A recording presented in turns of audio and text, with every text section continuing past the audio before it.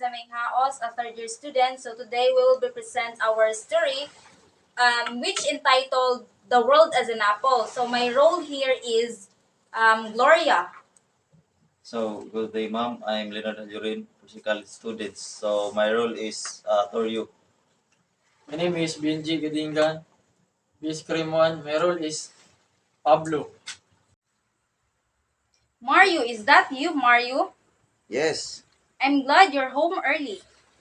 How was Tita? Don't work her up, Mario. She's tired. She cried the whole day. Has she been eating well? She wouldn't eat even a mouthful of lugaw, but I'll take some biscuits. Maybe she'll eat them. I'll take some of the money. Gloria, can you wait a minute? Hey, what's the matter? Why are you suddenly so touchy?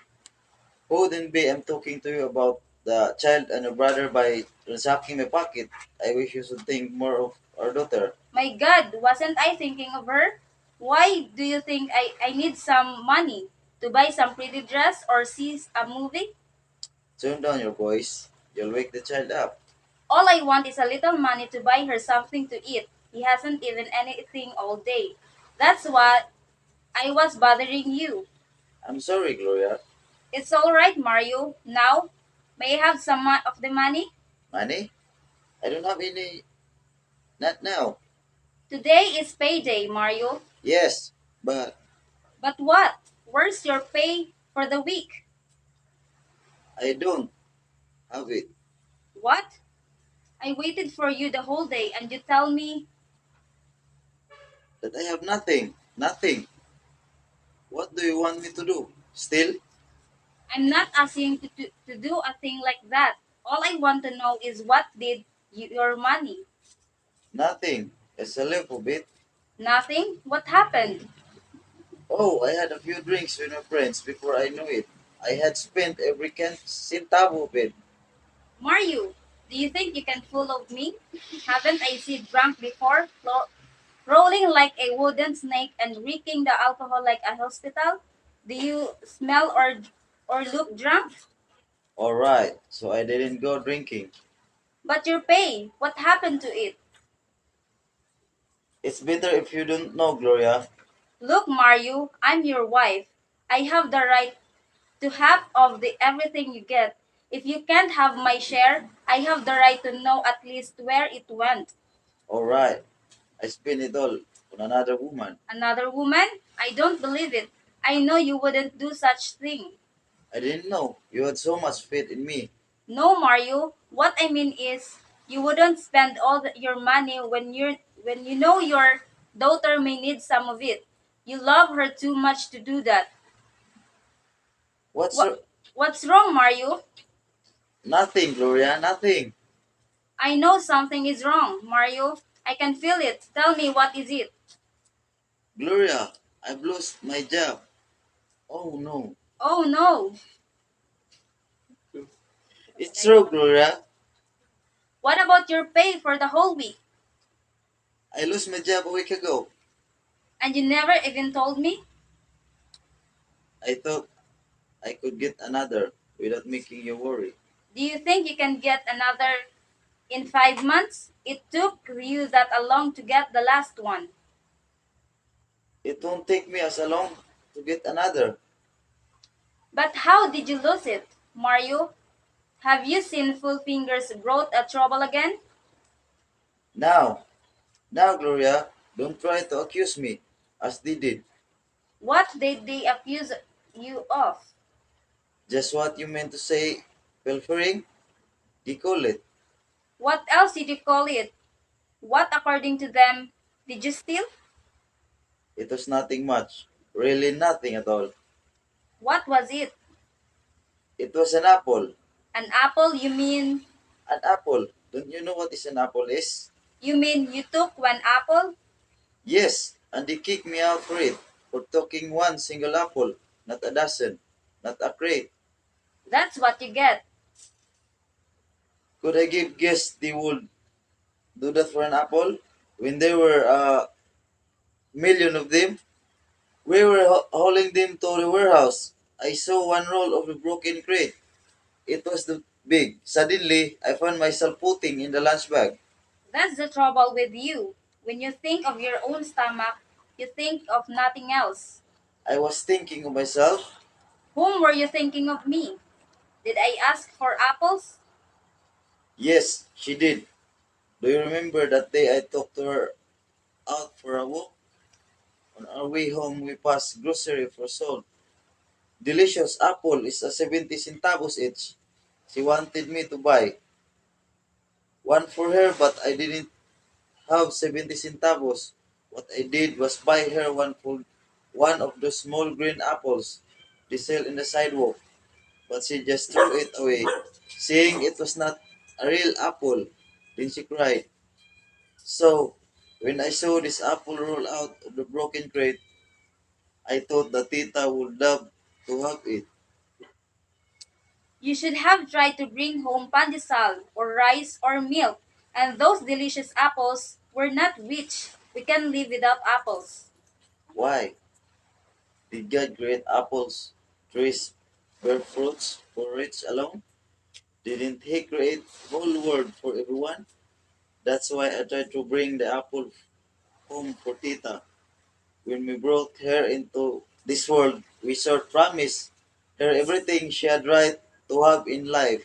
So, for a measly apple, you lost your job. I wouldn't mind losing 1,000 jobs for an apple for my daughter. Where was this apple? Did you bring it home to Tita? No, they keep it as evidence. See, you lost your job trying to filch an apple, and you even lost an apple for which you lost your job. Filching an apple, that's too small for a reason to kick up a poor man out of work. You should ask them to give you a second chance. They won't do that. Why not? Can you say they had been waiting for me to take a sleep like that? They wanted me to throw me out for any reason so that they may bring their own men in. You should complain. If I did, they would dig up my police record. But Mario, that was so long ago. Why you should try to dig that thing up? But don't worry, I'll find another job. It isn't really so hard to look for a job nowadays. You know, I've been job hunting for a week now, and I think I have found a good job. There you go, you lying again. Believe me, I'm not lying this time. You're always lying. I can't tell whether telling the truth or not. In fact, I'll see some tonight who knows a company that needs a watchman. Honest? Honest, I knew God wouldn't let us down and never let us anybody down. I'll pray tonight and ask him to let you have that job. But Mario, it means that you'd have to stay all the night. that will be alright. I can always sleep during the day. What I mean is it will be different when you aren't by my side at night. But oh, I think I'll get some used to it. Why don't you go and see these friends of yours right now? Anyway, you don't have anything to do tonight. Don't think it was wise to see him early as you can. Yes, I think I'll do that. Here, Mario, put this on and go. I'll step up and wait for you. No, Gloria, you must not wait for me. I may be back quite late. All right, but I doubt if I can sleep a wink until you return. Suddenly confused, he sit and I. So mother was wrong. You know before we got married, she used to tell me, Gloria, you'll commit the greatest mistake of your life if you marry that good for nothing loafer. Oh, I wish she were live now. She would have seen how much you changed. How romantic. Pablo, You're not glad to see me, are you? What are you doing here? What do you want? Is that the right way to receive a friend who has come visiting? We don't care of your visits. You haven't changed a bit, Gloria. Not a bit. Neither you have. I can see. You're still that the same woman who forced me to hell because I happen to be Mario's friend long before you met him. Time has not made you any kinder to me. You still hate me, don't you? Yes. And I wish you'd stay away from us for the rest of our lives. Am I not staying away from you? Then why are you here? God, may I not even come to see you now and then to see if life has been kind to you? How are you getting along, Gloria? We were doing well until you showed up.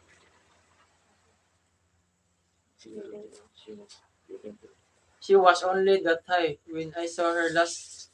How is she? She's all right. Oh, and I thought she had not been very well. How did you know? Did you tell him? I could how could I? I haven't seen him a long time. Until now, of course. What is she sick with? We don't know. Don't you think you should take her to a doctor? I loan you a few pesos. It may help your daughter to get well. We need it all right, but no, thank you. Why don't you take it? Paying you back will only mean seeing your face again. Well, if you hate my face so much, you don't have to pay me back. Take it as a gift. The more reason I should refuse it. Alright, if that's how you want it, Mario has stopped depending on you since the day I took him away from you. Clutches, I have no regrets. how about Mario? Has he no regrets either? He has none. How can you be sure? When he and I were pals, we could go to first class air conditioned movie houses every other day. I'll bet all the money I have here now that he has not been to one since you liberate him for me. And that was almost 4 years ago. One can expect too much from honest money, and we don't. What is honey's money? Does it look better than this honey's money? Does it buy more? Honesty? What is it? What is it? Dressing like that? Staying in the dungeon you call a house? Is that what you call honesty?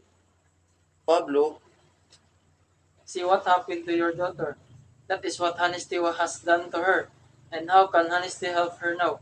She's not sick. Need food, good food. Pablo, I know you have come to lead him back to your dishonest ways, but you can't. He won't listen to no now. We have gone this far, or we can go living without your help. You can still you call this living? This Gloria is what you call dying. Dying slowly, minute by minute. Pablo, stop it. You shouldn't have come. I got tired waiting for you. So you have been seeing each other. I was afraid so. He came to the house yesterday. Pablo, don't. He said he would be back this noon, but he didn't show up. I came because I was afraid his conscience was bothering him. Pablo, I told you she should not know. It's alright, Mario. You'd better tell her everything. She's bound to know later. Tell her what you told me, that you no longer believe in the way she wanted you to live. Tell her. Mario, is that what you meant by another job? Gloria, you must try to understand. I tried, but I could not live us out of this kind of life.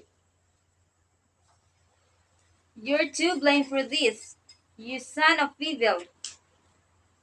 He came to me first.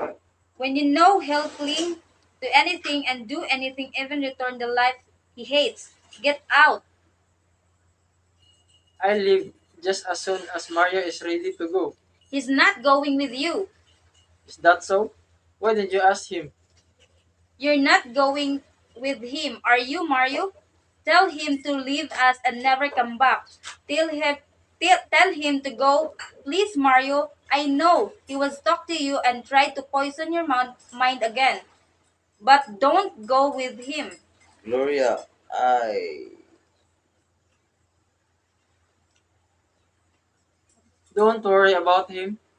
Gloria, he's safe with me. You stay there, Pablo. I'll be with you in a minute. Laura, I am going with him. Don't, Mario, don't. You can make me stop now. I've thought about this since last week. No. No, Mario, no. You must take good care of yourself and our child. I'll take good care of myself. Don't wait up for me. I'll come home very late. Mario!